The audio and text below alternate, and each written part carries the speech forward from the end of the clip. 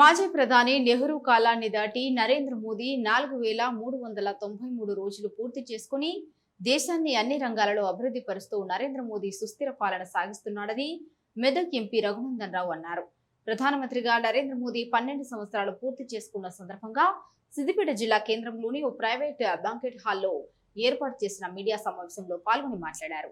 ఈ సందర్భంగా మాట్లాడుతూ 543 సంస్థానాలను భారతదేశంలో విలీనం చేసి నిజాం మెడలు వంచి హైదరాబాద్ సంస్థానాన్ని సర్దార్ వల్లభాయ్ పటేల్ భారతదేశంలో విలీనం చేశారని తెలిపారు. ఉక్కు మనిషి పటేల్ ను మోసం చేసింది కాంగ్రెస్ పార్టీ అని అన్నారు. నియోజకవర్గాల పునర్విభజన ద్వారా దక్షిణ భారతదేశానికి నష్టం జరుగుతుందని చెప్పడం కాంగ్రెస్ పార్టీ మూర్ఖత్వమేనన్నారు. 1976లో నియోజకవర్గాల పునర్విభజనలో ఏ ప్రాతిపదికన ఉత్తరప్రదేశ్ కు 80 సీట్లు కేటాయించి ఉమ్మడి ఆంధ్రప్రదేశ్ కు 43 సీట్లు కేటాయించారనేది కాంగ్రెస్ నాయకులు చెప్పాలని డిమాండ్ చేశారు. వచ్చే వర్షాకాల సమావేశాల్లో నియోజకవర్గాల పునర్విభజన బిల్లు, మహిళా బిల్లు ఆమోదం పొందడం ఖాయమన్నారు. కాలాన్ని దాటి 4399 రోజులు దాటి ముందుకు పోతా ఉన్న తరుణంలో కాంగ్రెస్ పార్టీ నాయకులకి ఏం చేయాలో అర్థం కాక ఆగమాగం అవుతూ ఏది పడితే అది మాట్లాడుతూ ఉన్నారు. నిన్న మొన్న ముఖ్యమంత్రి గారు మాట్లాడుతూ ఉన్నారు, ఇది ఓటు చోరీ కాదు సీటు చోరీ జరిగింది అని చెప్పి మాట్లాడుతూ ఉన్నారు.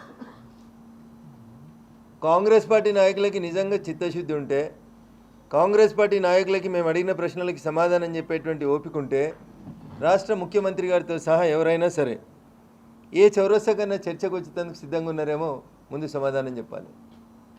1947లో ఈ దేశానికి స్వతంత్రం వచ్చిన తర్వాత ఎవరు ఈ దేశానికి ప్రధానమంత్రిగా ఉండాలనేటువంటి అంశం చర్చకు వచ్చినప్పుడు ఇప్పటి కాంగ్రెస్ వర్కింగ్ కమిటీ లాగా అప్పుడు కూడా కాంగ్రెస్లో ప్రావిన్సులకు సంబంధించినటువంటి నాయకులు నాయకత్వం వహించేవాళ్ళు. వారు అప్పుడు దేశ తొలి ప్రధానిగా ఎవరు ఉండాలి స్వతంత్రం సిద్ధించిన తర్వాత అని చర్చకు వచ్చినప్పుడు కాంగ్రెస్ పార్టీ పెద్దలు అందరూ కూర్చొని ఓటింగ్ జరుపుకున్నారు. ఆ ఓటింగ్లో సర్దార్ వల్లభాయ్ పటేల్ గారు, పండిట్ జవహర్లాల్ నెహ్రూ గారు ఇద్దరు పోటీ పడితే జవహర్లాల్ నెహ్రూ గారికి వచ్చింది 1 ఓటు, సర్దార్ వల్లభాయ్ పటేల్ గారికి వచ్చినాయి 16 ఓట్లు. 16 ఓట్లు వచ్చిన పటేల్ని పక్కకు పెట్టి 1 ఓటు వచ్చినటువంటి జవహర్లాల్ నెహ్రూని తీసుకొచ్చి అడ్డదారిలో ఈ దేశానికి తొలి నామినేటెడ్ ప్రధానమంత్రిని చేసినటువంటి party Congress party. Both delimitation, మహిళా రిజర్వేషన్ బిల్ అన్నీ కూడా మొన్న వీగిపోయింది. అది ఓడిపోలే, మొన్న 2/3 లేదు కాబట్టి వీగిపోయింది అని రాసిండ్రు. ఆ 2/3 తీసుకొని వచ్చి పాస్ అవుతుంది వచ్చే బిల్ లోపల వచ్చే వర్షాకాలం. ఏమంటారా? సో చదువురాని వాళ్ళు ఏదైనా మాట్లాడతారన్న. పెయింటింగ్ పనిచేసిన వాళ్ళు, ప్రింటింగ్ ప్రెస్లలో పనిచేసిన వాళ్ళు అట్లే మాట్లాడతారు. అవగాహన లేకపోతే అవగాహన తెచ్చుకొని మాట్లాడాలి. భారతదేశ హోంమంత్రి గారు అమిత్ షా గారు నిండు సభలో చెప్పినారు, కర్ణాటకకి ఎన్ని సీట్లు వస్తాయి, తమిళనాడుకి ఎన్ని సీట్లు వస్తాయి, కేరళకి ఎన్ని వస్తాయి, ఇప్పుడున్న ఎన్ని, రేపు వచ్చేది ఎంత చెప్పినారు.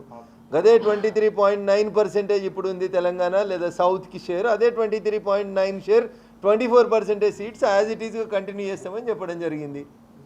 ఇప్పుడు సౌత్కి అన్యాయం చేసిరని మీరు చెప్తున్నటువంటి ఈ సీట్ల నెంబర్ని 1976లో ఫిక్స్ చేసిన పార్టీ ఏంది? ఉత్తరప్రదేశ్కి 80 ఎంపీలు ఇచ్చి ఆంధ్రప్రదేశ్కు 42 ఎంపీలు ఇచ్చినటువంటి పార్టీ దక్షిణ భారతదేశానికి అన్యాయం జరిగిందని ఇలా మాట్లాడుతున్న పెద్ద మనుషుల పార్టీ కాదా? కాంగ్రెస్ పార్టీ కాదా?